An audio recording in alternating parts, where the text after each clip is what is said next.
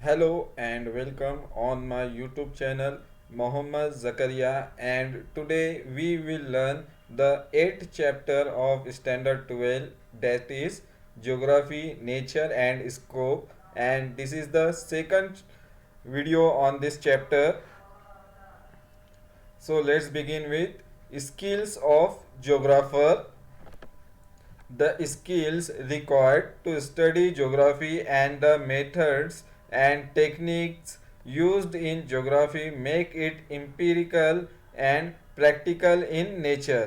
तो geography study करने के लिए ज्योग्राफर के अंदर बहुत सारी अलग अलग स्किल्स होनी चाहिए. उसके लिए the skills required to study geography और जो मेथड्स और टेक्निक यूज़ किए जाते हैं ज्योग्राफी स्टडी करने के लिए, तो इन टेक्निक्स स्किल और मेथड्स की वजह से ज्योग्राफी ये जो सब्जेक्ट है एक एम्पिरिकल और प्रैक्टिकल नेचर का बन जाता है. यानी कि सिर्फ ज्योग्राफी जो सब्जेक्ट है इसमें सिर्फ थेरी और थॉट्स ही नहीं पढ़ाए जाते बल्कि इसमें प्रैक्टिकल वर्क भी जो है वो किया जाता है. डायरेक्ट ऑब्जर्वेशन किया जाता है, डाटा कलेक्ट किया जाता है, एनालिसिस किया जाता है, उनका इंटरप्रिटेशन किया जाता है और इस तरह से ज्योग्राफी की स्टडी की जाती है. सिर्फ इसमें हमें जो है थियरी को लर्न नहीं करना रहता है बल्कि ऑब्जर्वेशन करना रहता है, डाटा कलेक्शन करना रहता है, एक्सपेरिमेंट्स करना रहते हैं और इस तरह से इन सब चीज़ों की वजह से ज्योग्राफी जो सब्जेक्ट है वो एक एम्पेरिकल और प्रैक्टिकल नेचर का बन जाता है. स्किल्स ऑफ ए ज्योग्राफर, तो यहाँ पर एक डायग्राम है फिगर 8.1 जिसमें ज्योग्राफर की स्किल्स जो है यहाँ पर बताई गई है. तो ज्योग्राफी जो स्टडी करते हैं उनमें अगर हमने अब तक जो ज्योग्राफी स्टडी किया है स्टैंडर्ड 12 तक, तो जिसमें हमने बहुत सारे काम जो यहाँ से अभी तक कंप्लीट कर लिए है जो यहाँ पर स्किल्स दी गई है. For example data collection using surveys, photograph, satellite images, तो ये ऑलरेडी हमने ये वर्क कंप्लीट किया है. प्रैक्टिकल वर्क में डाटा कलेक्शन किया है, देन सर्वे किया है थ्रू मोबाइल और फोटोग्राफ्स भी कलेक्ट किए, उसमें सेल्फी लिए हमने, देन सैटेलाइट इमेज और मैप भी हमने वहाँ से उनकी इमेजेस जो स्क्रीनशॉट लिया था भुवन और गूगल अर्थ जो वेबसाइट है वहाँ से हमने सैटेलाइट इमेजेस भी लिए है प्रैक्टिकल वर्क में. देन डाटा कलेक्ट किया है और उसे ऑर्गेनाइज किया है, उस डाटा को ऑब्जर्वेशन किया है उस डाटा का, और बहुत सारे मैप्स भी जो है ज्योग्राफी के अंदर हमने बनाए हैं. अलग अलग चैप्टर अलग अलग लेसन्स के अंदर हमने अलग अलग डिस्ट्रीब्यूशंस बताई है, उनकी लोकेशन जो है आइडेंटिफाई की है मैप के ऊपर. और एग्जाम में भी हमें मैप जो है ज्योग्राफी में वो पूछा जाने वाला है फाइनल एग्जाम में. देन डाटा इंटरप्रिटेशन होता है, जो भी हमने डाटा कलेक्ट किया है उसका एनालिसिस करने के बाद उसका हमने इंटरप्रिटेशन किया है. उसके अलावा land surveying with the help of instruments and advance technology, तो ज्योग्राफी के अंदर लैंड का भी सर्वे किया जाता है, उसकी जो रिलीफ फीचर्स है लैंड के, उसका स्लोप, ये भी स्टडी ज्योग्राफी में की जाती है with the help of instrument. अलग अलग तरह के इंस्ट्रूमेंट्स यूज़ किए जाते हैं. जैसे पिछले साल तक ज्योग्राफी में एक सर्वे हुआ करता था, plane table survey, then chain and tape survey, उसके अलावा और भी लैंड सर्वे के अलग अलग इंस्ट्रूमेंट यूज़ किए जाते हैं. फॉर एग्जांपल डंपी लेवल सर्वे. तो इस तरह के इंस्ट्रूमेंट्स और एडवांस टेक्नोलॉजी की मदद से लैंड सर्वे जो है वो कंडक्ट किए जाते हैं. फॉर एग्जांपल अलग अलग ऐप के ज़रिए, सॉफ्टवेयर के ज़रिए भी जो है वो लैंड के सर्वे किए जाते हैं through the satellite images. Then data representing with the help of graphs and map, और जो भी डाटा है हम उसको रिप्रेजेंट कर सकते हैं ग्राफ और मैप की मदद से. फॉर एग्जांपल अलग अलग तरह के हमने ग्राफ जो है प्रैक्टिकल वर्क में हमने ऑलरेडी बनाए हैं. पॉपुलेशन पिरामिड हो गया, देन लिटरेसी रेट का ग्राफ हो गया, उसके अलावा मैप्स भी बहुत सारे हमने जर्नल में, और या जर्नल के अलावा जो क्लास वर्क नोटबुक है उसमें भी बहुत सारे मैप जो है हमने रीड किए हैं और डाटा रिप्रेजेंटेशन किया है मैप के थ्रू. उसके अलावा analysis with the help of statistical techniques, तो इसमें हमने बहुत सारे जो एनालिसिस है वो स्टैटिस्टिकल टेक्निक की मदद से किए. For example rank correlation, standard deviation, mean, median, mode, इस तरह के बहुत सारी जो क्वांटिटेटिव टेक्निक्स है स्टैटिकल टेक्निक्स है उसको भी यूज़ हमने किया है। और ये सब डाटा कलेक्शन, ऑर्गेनाइजेशन, इंटरप्रिटेशन करने के बाद लास्ट में हमने जो है उसकी रिपोर्ट भी जो है वो प्रिपेयर की है। और जो हमें फाइंडिंग्स मिली है, जो हमें डाटा एनालिसिस किया है, उससे जो भी हमें हासिल हुआ है डाटा और उसकी जो भी इंफॉर्मेशन कलेक्ट की है उसको हमने एक रिपोर्ट में राइट किया है, एक रिपोर्ट उसकी प्रिपेयर की है। तो इस तरह से ये एक स्किल्स होती है जोग्राफर की। तो जो भी जोग्राफर है, जोग्राफी स्टडी करता है, उनके अंदर ये सारी स्किल्स जो है वो डेवलप हो जाती है उनके इंटरेस्ट के अकॉर्डिंग।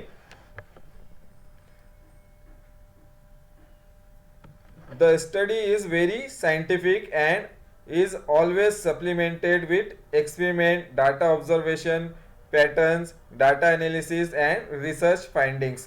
तो जो ज्योग्राफी की स्टडी है ये बहुत ही साइंटिफिक तरीके से की जाती है, साइंटिफिक तरीके से इसकी स्टडी की जाती है, जिसमें बहुत सारे एक्सपेरिमेंट किए जाते हैं, डाटा कलेक्शन किया जाता है और डाटा कलेक्शन का ऑब्जर्वेशन किया जाता है और ऑब्जर्वेशन के भी अलग अलग पैटर्न्स होते हैं, अलग अलग तरीके से उसे ऑब्जर्व किया जाता है डाटा को। देन डाटा का एनालिसिस किया जाता है और जो भी फाइंडिंग्स हमें मिलती है उस पर रिसर्च की जाती है। जो भी हमें ऑब्टेन होती है इंफॉर्मेशन उस पर रिसर्च करके फाइंडिंग्स जो है हम एक रिपोर्ट में उसे राइट डाउन करते हैं।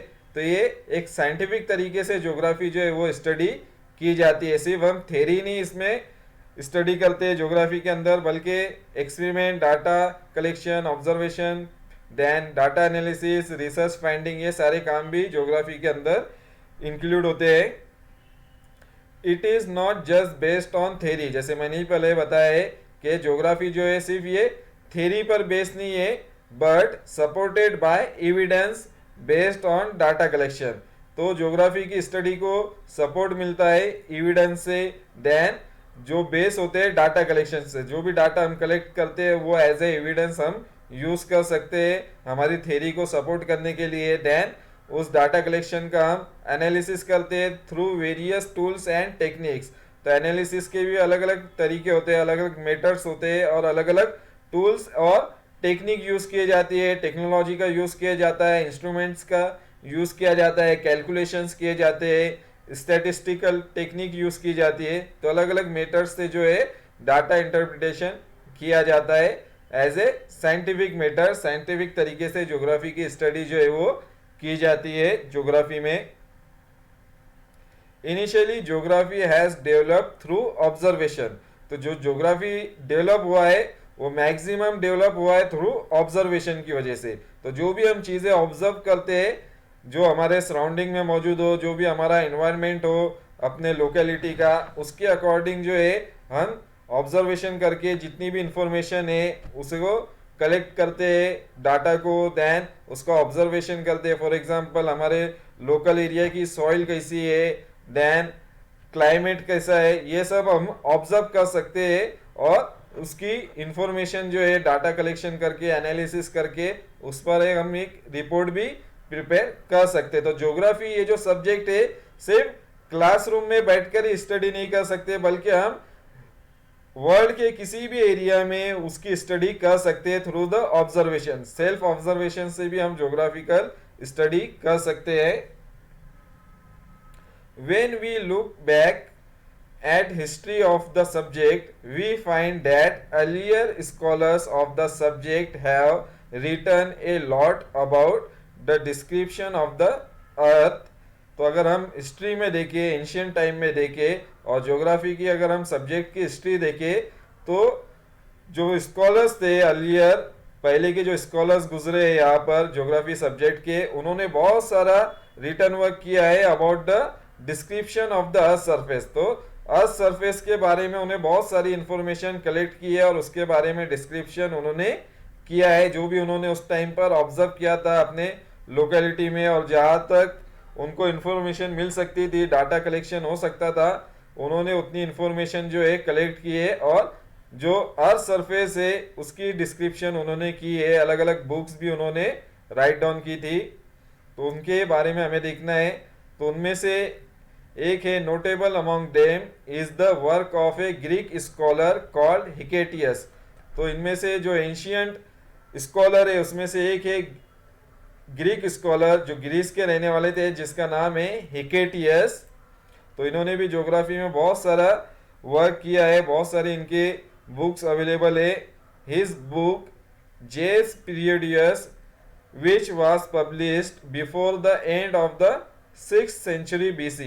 तो हिकेटियस ने एक बुक पब्लिश की थी जिसका नाम है जेस पीरियडियस। तो जेस पीरियडियस ये एक ग्रीक लैंग्वेज का वर्ड है जिसका मीनिंग होता है description of the earth which was published before the end of the 16th century BC.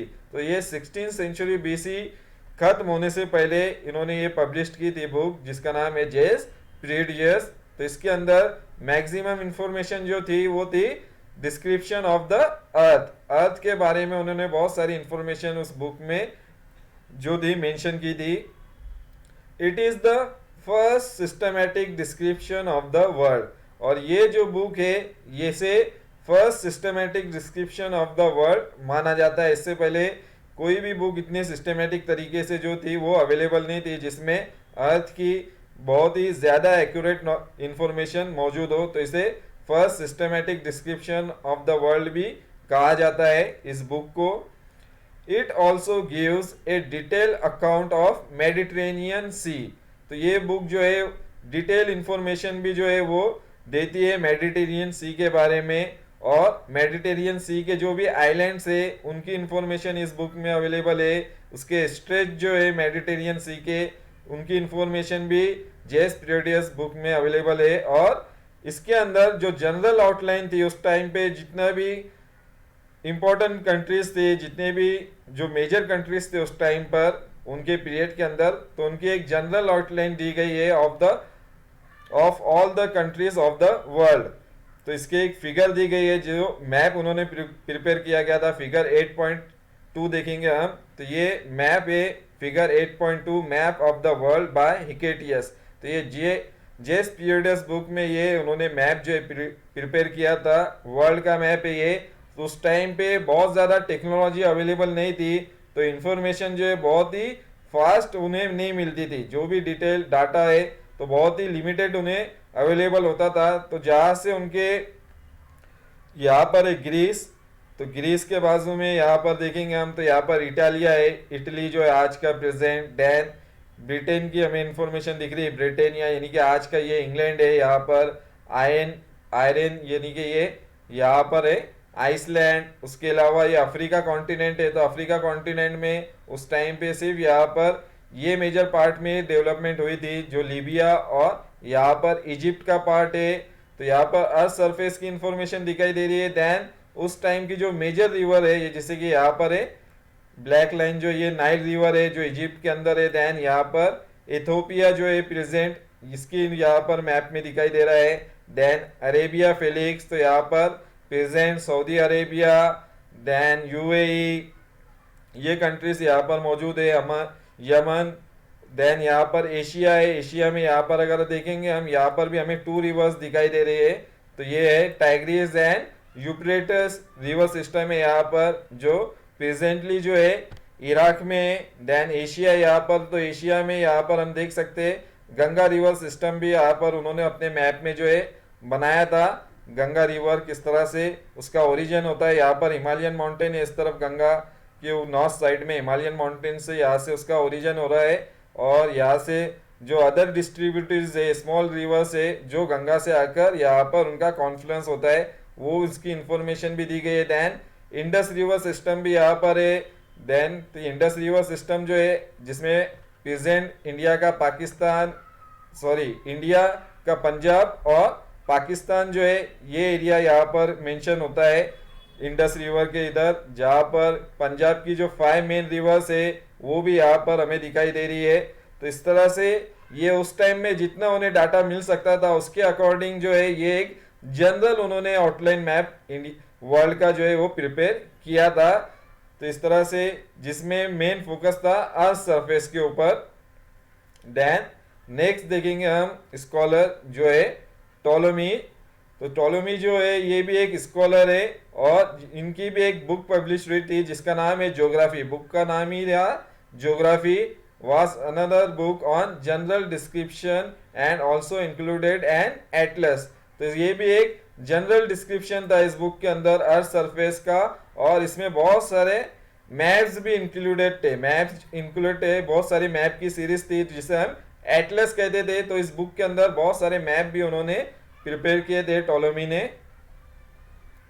Then another book by a Roman scholar, एक और स्कॉलर है जो रोम के है, रोमन स्कॉलर है, कॉल्ड स्ट्रैबो। स्ट्रैबो उनका नाम है, वाज ज्योग्राफी का। तो इन्होंने भी एक बुक पब्लिश की थी जिसका नाम था Geographica, which is an encyclopedia of geographical knowledge. तो ये एक तरह का इंसाइक्लोपीडिया है जिसमें ज्योग्राफिकल नॉलेज जो था वो मौजूद है पूरा, बहुत ज़्यादा डिटेल के अंदर। और ये बहुत ही वास्ट बुक है और इसके टोटल 17 वॉल्यूम्स है अलग अलग। तो 17 अलग अलग पार्ट्स में ये बुक जो है वो अवेलेबल है। तो ये बहुत ही वास्ट, एक तरह का इसे इंसाइक्लोपीडिया कहा जाता है ज्योग्राफिकल नॉलेज का।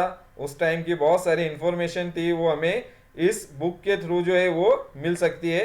तो इसकी भी फिगर दी गई है जिन्होंने स्ट्रैबो जो मैप उसमें बनाया है फिगर 8.3 में।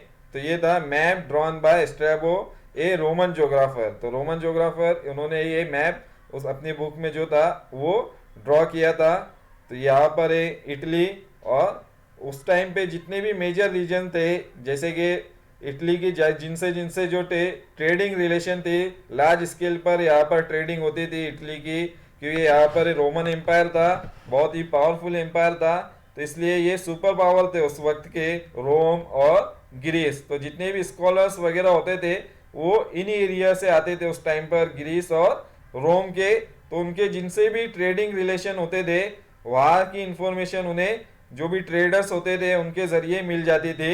और वो उन्होंने जो भी इंफॉर्मेशन उन्हें मिली है उन्होंने अपने बुक के अंदर उसे डिस्क्राइब किया है। फॉर एग्जांपल यहाँ पर हम देख सकते हैं एशिया, इंडिया यहाँ पर, देन पर्शिया, पर्शिया मीन्स जो ईरान है और इराक का एरिया, असीरिया आज का जो सीरिया है, देन अरब, अरेबिया, सऊदी अरब वगैरह। तो इनसे इनके ट्रेडिंग होती थी और ये सिल्क रूट था, लार्ज स्केल पर सिल्क की ट्रेडिंग की जाती थी एशिया, चाइना से होते हुए ग्रीस और रोम तक उनकी सिल्क रूट के जरिए ट्रेडिंग हुआ करती थी। तो इसलिए इनकी भी इंफॉर्मेशन हमें, एशिया की, इंडिया की इंफॉर्मेशन जहाँ जहाँ तक सिल्क रूट मौजूद था वो सारी डिटेल इंफॉर्मेशन हमें इस मैप के ऊपर मिलेंगी। मेडिटेरियन सी जो है उसके आसपास की जितनी भी कंट्रीज है उनकी इंफॉर्मेशन हमें मिलेंगी। इजिप्ट की मिलेंगी, यहाँ पर नाइल रिवर दिखाई दे रहा है, नाइल रिवर का यहाँ पर हमें डेल्टा भी दिखाई दे रहा है, मेम्फिस सिटी, कार्टेज सिटी,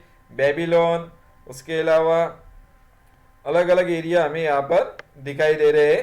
तो इस तरह का मैप उन्होंने उस टाइम पर ड्रॉ किया था। जितनी भी उनको डाटा मिला था, जितनी भी इंफॉर्मेशन मिली थी उसके अकॉर्डिंग ये मैप जो है विदाउट टेक्नोलॉजी और बिना कोई बहुत ज़्यादा फास्ट ट्रांसपोर्टेशन नेटवर्क के भी उन्होंने इतनी ऑब्जर्वेशन जो थी उनकी, उसके ज़रिए मैप जो था और बुक जो थी वो यहाँ पर डिस्क्राइब की थी। तो इस तरह से हिस्टोरिकल जितने भी स्कॉलर गुजरे हैं उनका ज़्यादातर जो फोकस था वो अर्थ सरफेस पे था।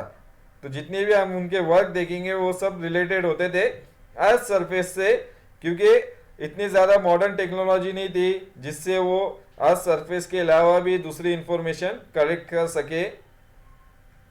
Thus, the skills acquired by a geographer enables him to make observation and describe the various elements he sees on the earth. तो जो ज्योग्राफर होता है उसकी जो स्किल्स होती है उसे इस काबिल बनाती है, उसे इनेबल करती है कि जो भी उसे दिखाई दे रहा है अपनी आंखों से, जो भी वो ऑब्जर्व कर रहा है उसे वो डिस्क्राइब कर सके, जो भी एलिमेंट्स उसे दिखाई दे रहे हैं। फॉर एग्जांपल अगर हम ज्योग्राफी के स्टूडेंट्स हैं और अगर हमें जो भी चीज़ें अपने सराउंडिंग में दिखाई दे रहे हैं हम उसे जो है डिस्क्राइब कर सकते हैं, अपने वर्ड्स में लिख सकते हैं उनकी इंफॉर्मेशन, किस तरह का सरफेस है हमारे एरिया का, किस तरह का क्लाइमेट है हमारे एरिया का, माउंटेनियस रीजन है, कौन सी इंपॉर्टेंट रिवर है, ये सारी इंफॉर्मेशन जो है सिर्फ हम ऑब्जर्वेशन कर कर ही अर्थ सरफेस का हम ये सारी डिटेल इंफॉर्मेशन जो है डिस्क्राइब कर सकते हैं।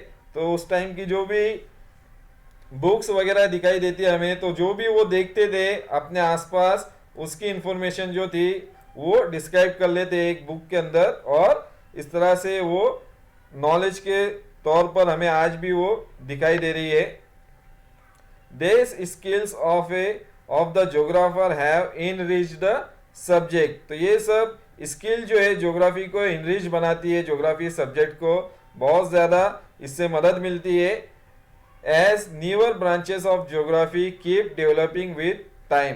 तो एंशियंट टाइम में, अर्लियर टाइम में सिर्फ ज्योग्राफी जो था उसमें सिर्फ अर्थ सरफेस की स्टडी की जाती थी. ज्योग्राफी का मीनिंग ये है description of the earth surface. लेकिन जैसे जैसे टाइम गुजरता गया, साइंस और टेक्नोलॉजी की डेवलपमेंट होती गई, तो अर्थ सरफेस के अलावा अदर जो ब्रांचेस है, अदर जो फैक्टर्स है रिलेटेड टू अर्थ सरफेस और अर्थ सरफेस के जो सराउंडिंग चीज़ें, उनकी भी स्टडी जो है वो ज्योग्राफी में की जाने लगी और ज्योग्राफी की नई नई ब्रांचेस जो है वो डेवलप होते गई. फॉर एग्जांपल ज्योग्राफी में अर्थ सरफेस के अलावा धीरे धीरे अलग अलग चीज़ें भी इंक्लूड होती गई. फॉर एग्जांपल क्लाइमेट की स्टडी की जाने लगी, ओशन की स्टडी की जाने लगी. ओशनोग्राफी में क्लाइमेटोलॉजी होगी, उसकी एक सब्जेक्ट हो गया. देन जियोमॉर्फोलॉजी, और उसके अलावा जो मैन मेड फीचर्स है वो भी, ह्यूमन फैक्टर्स की भी स्टडी जो है वो ज्योग्राफी में की जाने लगी. For example economic activities of the human being, agriculture, industries, then trade, transportation, population, ये सारी चीज़ें भी ज्योग्राफी में धीरे धीरे जो ऐड होती गई और इनकी भी स्टडी जो है हम आज करते हैं.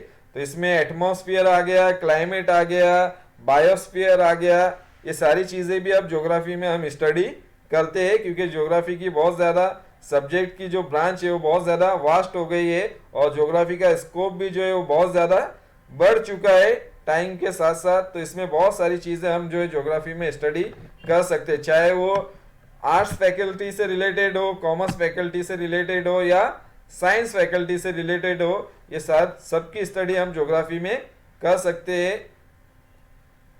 देन यहाँ पर एक एक्टिविटी दी गई है जो है can you tell, discuss the following points in the class with reference to its importance in the subject matter of geography. तो हमें कुछ पॉइंट्स दिए गए नीचे, उसे क्लास में हमें डिस्कस करना है जो ज्योग्राफी सब्जेक्ट मैटर से रिलेटेड है.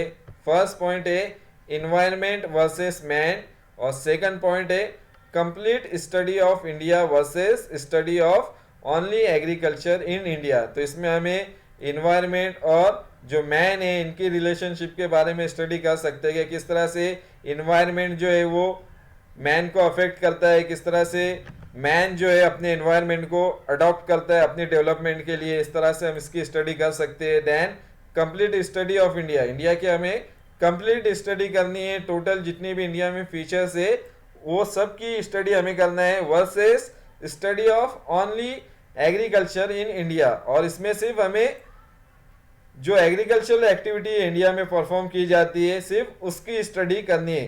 तो इस तरह से दो अलग अलग यहाँ पर सब्जेक्ट मैटर है, उसकी स्टडी हमें दोनों की करनी है और दोनों के बीच में क्या डिफरेंस है वो हमें पता चलेगा स्टडी के बाद. तो जब हम स्टडी करेंगे when you discuss this point, for example man versus environment या इन्वायरमेंट वर्सेस मैन, या फिर complete study of India and versus study only agriculture in India, अगर हम ये स्टडी करेंगे तो हमें कुछ चीज़ें रियलाइज होंगी that they are two contrasting approaches to study geography. तो हमें ये रियलाइज होता है कि ज्योग्राफी के अंदर दो कॉन्ट्रास्टिंग अप्रोचेस मौजूद है ज्योग्राफी स्टडी करने के लिए. दो तरीके से ज्योग्राफी की स्टडी की जाती है, दो अलग अलग अप्रोचेस मीन्स दो अलग अलग नजरिए मौजूद है ज्योग्राफी स्टडी करने के लिए. For example does nature rule us or does man rule the nature. तो इसके जो एग्जाम्पल है, क्या नेचर रूल करता है मैन पर या मैन रूल करता है नेचर को. तो ये दो अलग अलग नजरिए है, दो अलग अलग अप्रोचेस है ज्योग्राफी स्टडी करने के लिए, जिसमें नेचर एक में कहा गया है कि रूल करता है मैन पर और दूसरा है मैन रूल करता है नेचर पर. When we study geography shall we study various region in which a sector is distributed or study various sector in a region. तो ज्योग्राफी जब हम स्टडी करते हैं तो ज्योग्राफर के सामने एक क्वेश्चन क्रिएट होता है कि वो एक टोटल एक इंटायर रीजन को स्टडी करे या उस रीजन के कुछ जो अलग अलग सेक्टर है सिर्फ उस पर्टिकुलर सेक्टर की स्टडी करे। फॉर एग्जांपल अगर हम इंडिया को as a entire region consider करें तो हम इंटायर रीजन की भी स्टडी कर सकते हैं, टोटल इंडिया की, या फिर इंडिया के एक पर्टिकुलर हिस्से की भी, एक पर्टिकुलर सेक्टर की भी स्टडी कर सकते हैं। फॉर एग्जांपल इंडिया की सिर्फ जो एग्रीकल्चरल इंफॉर्मेशन है, एग्रीकल्चरल एक्टिविटी है, उसकी भी स्टडी हम उसमें से कर सकते हैं, या इंडस्ट्री की स्टडी कर सकते हैं, या फिर फॉरेस्ट की कर सकते हैं। तो ये ज्योग्राफर के सामने एक क्वेश्चन रहता है कि वो as a whole region study करे या इंटायर रीजन के एक पर्टिकुलर सेक्टर की स्टडी करें। तो इस तरह के क्वेश्चन जो है वो ज्योग्राफर के सामने क्रिएट होते हैं। This are some of the questions a geographer faces while studying. तो हम दोनों तरीके से ज्योग्राफी की स्टडी कर सकते हैं, टोटल इंटायर एरिया को भी स्टडी कर सकते हैं या फिर उस इंटायर रीजन के एक पर्टिकुलर सेक्टर या पर्टिकुलर जो सब रीजन होता है उसमें का, उसकी भी सिर्फ स्टडी कर सकते हैं। This contrast is known as dualism in geography. तो ये जो कॉन्ट्रास्ट पाया जाता है ज्योग्राफी के अंदर, इसे ड्यूलिज्म इन ज्योग्राफी कहा जाता है। दो कॉन्ट्रास्टिंग उसमें अप्रोचेस होते हैं, दो अलग अलग नजरिए होते हैं, इसलिए इसे ड्यूलिज्म इन ज्योग्राफी कहा जाता है। It refers to existence of two contrasting और सेपरेट अप्रोचेस इन ज्योग्राफी।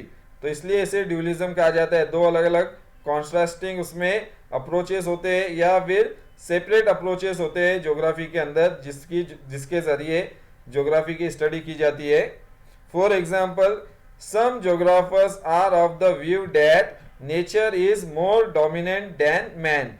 तो कुछ ज्योग्राफर जो है उनका ये नजरिया है, उनका ये अप्रोच है, ये व्यू है कि नेचर जो है is more dominant than man. तो नेचर डोमिनेट करता है मैन को। तो ऐसा नजरिया रखने वाले भी बहुत सारे ज्योग्राफर मौजूद है। This is called environmental determinism. तो जो ये अप्रोच रखते हैं ज्योग्राफर, तो इस अप्रोच को कहा जाता है जिसमें नेचर मोर डोमिनेट रहता है, ज्यादा डोमिनेट करता है मैन को, उसे कहा जाता है इन्वायरमेंटल डिटर्मिनिज्म। यानी कि उनका ये मानना होता है कि मैन जो है पूरी तरह से नेचर के ऊपर डिपेंडेंट है।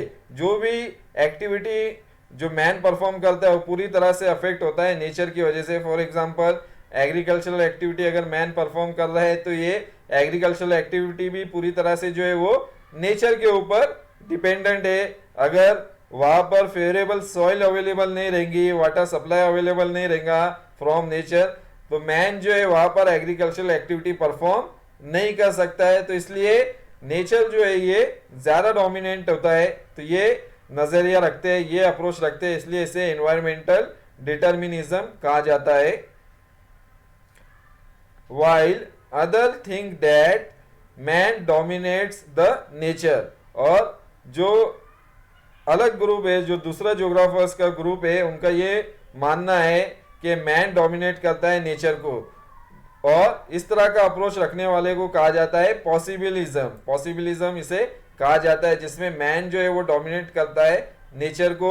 और उनका ये व्यू है कि मैन जो है वो मॉडिफाई करता है, जो भी नेचुरल चीजें है उसे मॉडिफाई कर सकता है और अपनी डेवलपमेंट वहां पर कर सकता है। फॉर एग्जांपल जो ड्रॉट प्रोन एरिया रहता है, स्कार्सिटी ऑफ वाटर रहती है, तो अभी मॉडर्न टेक्नोलॉजी की मदद से ऐसे रीजन के अंदर भी जो है एग्रीकल्चरल एक्टिविटी की जा सकती है from the technology and scientific method के जरिए। तो मैन जो है ये बहुत ज़्यादा डेवलप हो चुका है और ये साइंस और टेक्नोलॉजी की मदद से ऐसे रीजन जहाँ पर एग्रीकल्चरल एक्टिविटी करना पॉसिबल नहीं था, अब वहाँ पर जो अनफर्टाइल रीजन होते हैं या वाटर स्कार्सिटी वाले रीजन होते हैं, ऐसे रीजन में भी जो है मैन एग्रीकल्चरल एक्टिविटी परफॉर्म कर सकता है।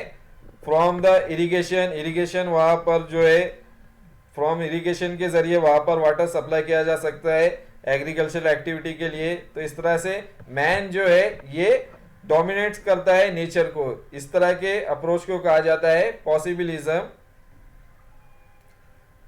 There are many other such dualistic approaches in geography. तो इसी तरह के जो है बहुत सारे अप्रोचेस मौजूद है ज्योग्राफी के अंदर, जिसे ड्यूलिस्टिक अप्रोचेस कहा जाता है। तो सिर्फ पॉसिबिलिज्म और इन्वायरमेंटल डिटर्मिनिज्म ही नहीं है अप्रोच ज्योग्राफी के अंदर, बल्कि और भी बहुत सारे डिफरेंट अप्रोचेस जो है वो ज्योग्राफी के अंदर पाए जाते हैं। उनमें से एक ये फॉर एग्जांपल जिसे कहा जाता है स्टॉप एंड गो अप्रोच। तो इसके अंदर दोनों के अंदर बैलेंस बिताया जाता है, नेचर और मैन के अंदर दोनों में बैलेंस पाया जाता है। जितने तुम ओबे करेंगे नेचर को उतनी ज्यादा तुम डेवलपमेंट कर सकते हैं मैन। तो इस तरह की भी बैलेंस अप्रोचेस भी ज्योग्राफी के अंदर जो है वो बनाए गए हैं।